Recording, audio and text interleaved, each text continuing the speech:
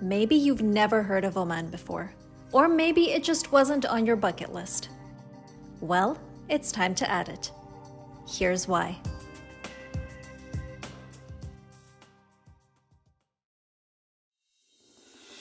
Oman's capital is like no other. This coastal wonder has a history dating back over 2,000 years and perfectly balances modern infrastructure alongside older traditional gems. We are starting our day in the Royal Opera House here in Muscat. Very, very close to perfection in my opinion. The construction, the architecture, the lines that you're gonna see both on the inside and on the outside really represent what Muscat is all about.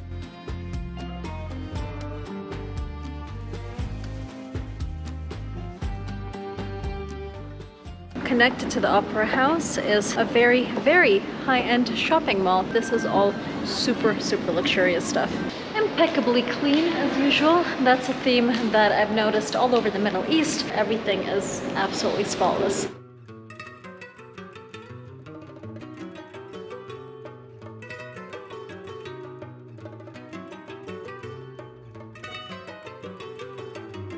The Al Bustan area, just 20 minutes driving away from central Muscat, is something that caught me completely off guard because, well, what I'm seeing right now is the Ritz-Carlton, which is also called the Al Bustan Palace, and it's a building that's actually shared between the Sultan of Oman and the Ritz-Carlton Hotel, the first 8 floors being occupied by the hotel, and then the last and final floor being occupied by the Sultan himself.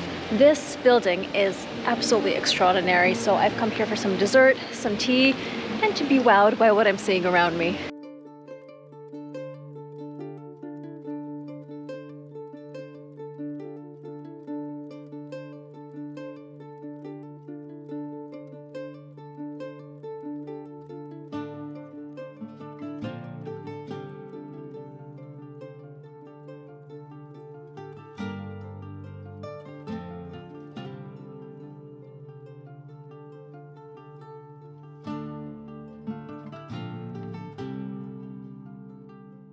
Muttrah is one of the older parts of Muscat, and this is where originally there was a big commercial center. A lot of ships would come into this port carrying their goods. A lot of trade would happen here. It's one of the areas in Muscat that you can still feel like you're in the older version of what the city used to be. There's not a lot of new builds. Everything is pretty traditional.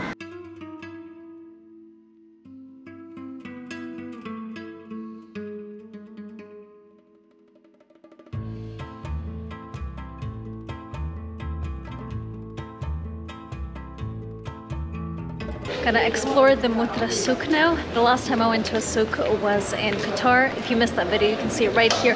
And the one in Doha I really didn't like for one very specific reason. This one I'm hoping will be more to my taste. Already I can see that yes, it definitely resembles a souk, like what I expected, more than the one in Doha did. What is it?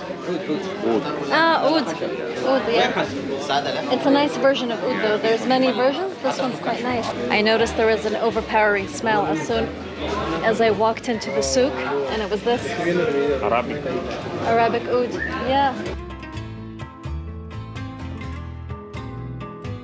There's definitely a difference between the boardwalk next to the sea and then the tiny little back streets.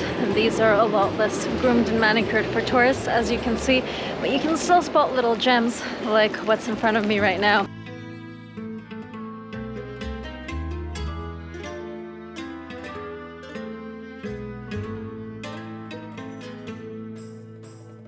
There's about 3 prayers that have started simultaneously now, and they're all singing different things at different times. Let's just say that it's a bit much for someone who's not used to it.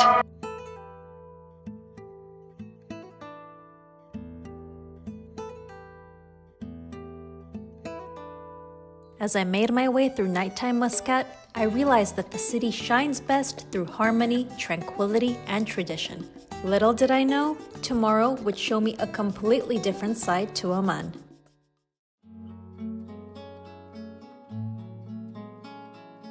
It's 8 in the morning and I'm already at the Al Mujj Marina, which is about a half-hour drive away from central Muscat. I'm about to go on a boat tour to hopefully swim with some turtles on some gorgeous protected islands. I'm really looking forward to this. I think that it's going to be a really, really fun day. So let's go and see what all the fuss is about. The Daymaniyat Islands, located off the northeastern coast of Oman, are a group of 9 protected islands known for diverse marine life, crystal clear waters, and picture-perfect beaches. My first stop was Turtle Bay, where I expected to see a few turtles from afar. But then, this happened.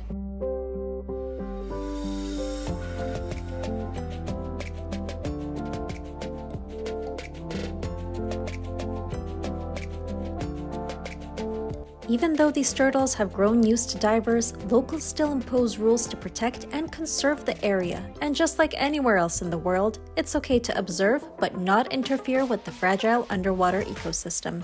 Honestly, I have never ever seen so many turtles all together in my life. Why is there so many here? And there is so many because they get the breakfast here, Turtle City. That is Turtle Bay. That is corner is Black-tip area. You will be find reef shark over there. I've seen turtles in the British Virgin Islands, which is a video you guys can see right here, but I have never seen so many congregated into one area. Like, I feel there are hundreds here.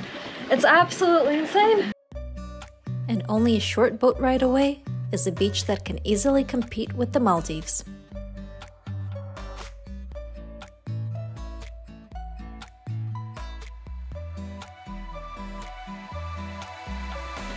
I think when you start your journey in Muscat, you don't expect to find this kind of beauty just half an hour away by boat.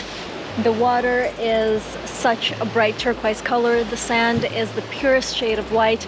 All the turtles that I saw earlier really just blew my mind. I think honestly this is a must-do day trip from the capital.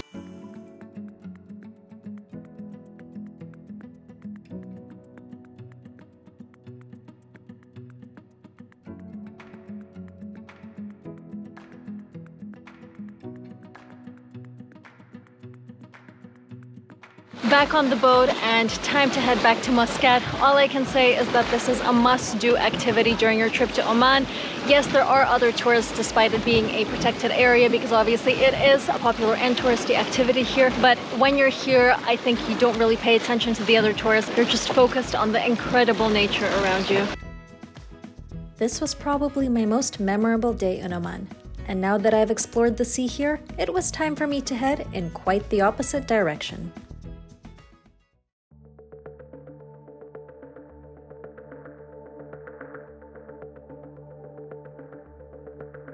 Today, the day started with a 2.5-hour drive up the mountains in Oman. It was absolutely stunning, and the reason that I've come here is to see the Anantara resort, which stands at over 2,000 meters.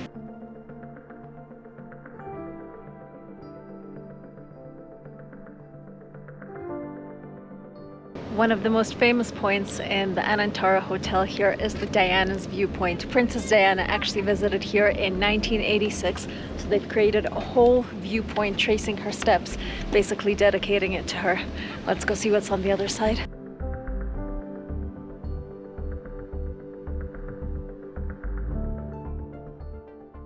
Imagine this, lunch or dinner over here. Look at this view.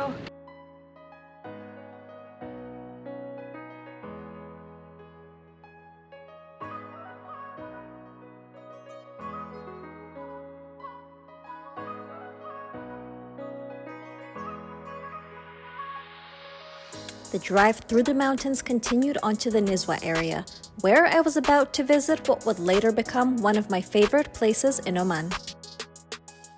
Entrance into Nizwa Fort, which is a really important fort here in Oman. This was one of the capitals of Oman back in the day, and it was actually a really important trading point here. The fort itself basically protected the whole area against attacks. As you can see, there are Portuguese cannons behind me because Oman did used to belong to Portugal at a certain point in history. There were a lot of intruders who tried to break in and who tried to steal the natural resources that Oman had, but this fort protected it all, and still to this day it's a really famous tourist attraction. It's like a little maze. I feel like I'm in a Disney movie or something.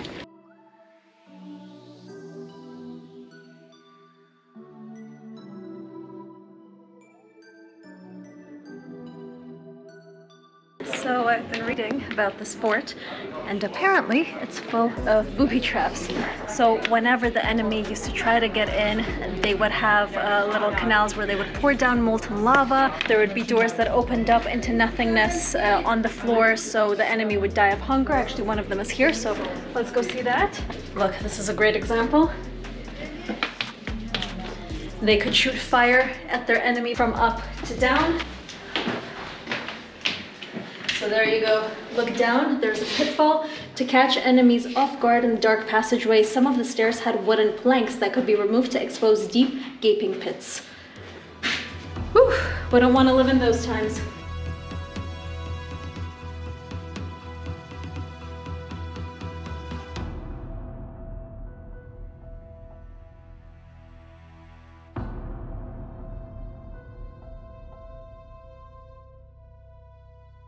I am in the center of the fort, and this would be one of the pits that the intruder would find himself in if he ever tried to get in. And they could pour molten lava on him, burning him alive basically. Not pretty, but I guess back in those days, that's what they felt they had to do to really keep a safe environment around here. Thankfully, these days we have alarm systems.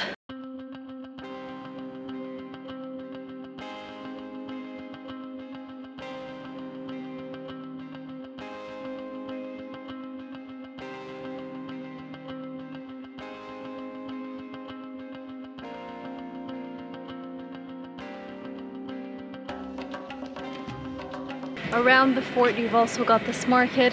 This is really nice. You get to imagine what life was like a few hundred years ago. As another day came to an end, I thought I had seen everything there was to see in Oman, but I was proven very wrong indeed.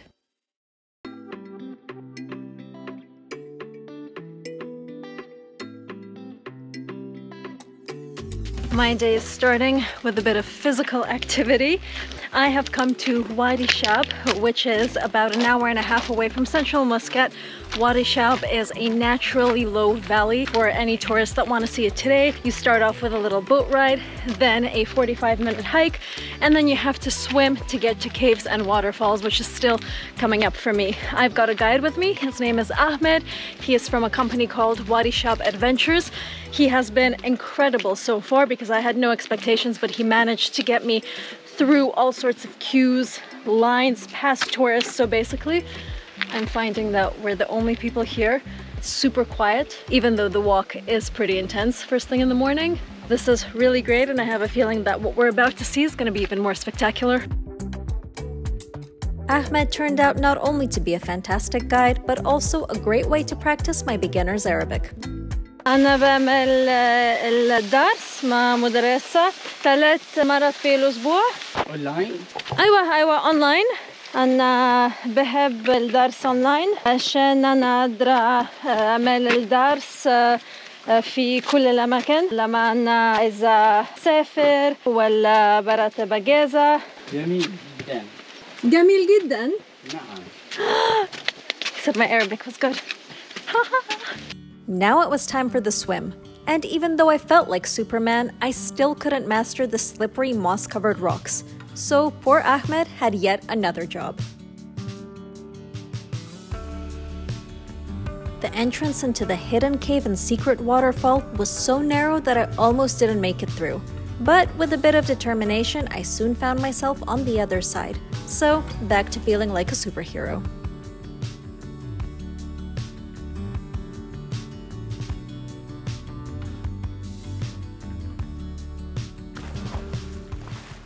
Doing the 45-minute hike back now. Somehow I still have energy.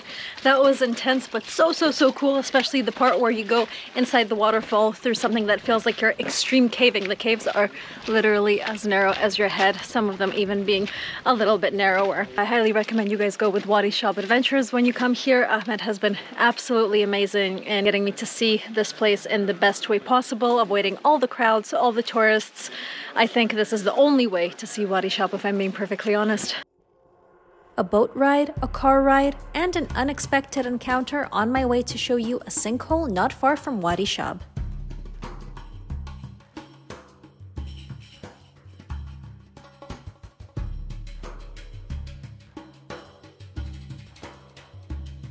All right, well, as promised, I have come to the Bimmah Sinkhole, which is only a short drive away from Wadi Shab. This is obviously not quite as adventurous as Wadi Shab. This is more for just a quick swim or a stop to admire a natural sinkhole in the area, which is already an amazing sight as it is. I think my favorite thing out of my trip in Oman, despite everything that I've seen and everything that I've done, is the generosity of the people here. Everyone has been so incredibly welcoming, generous, friendly, that honestly I've just been blown away by that. So if you're thinking of coming to the Middle East, Oman should be on your bucket list 100%, and I'm hoping that this video has convinced you to come here. But if you're planning a full-on Middle East trip and Oman is already included, but you want another destination to visit, I highly recommend checking out this place.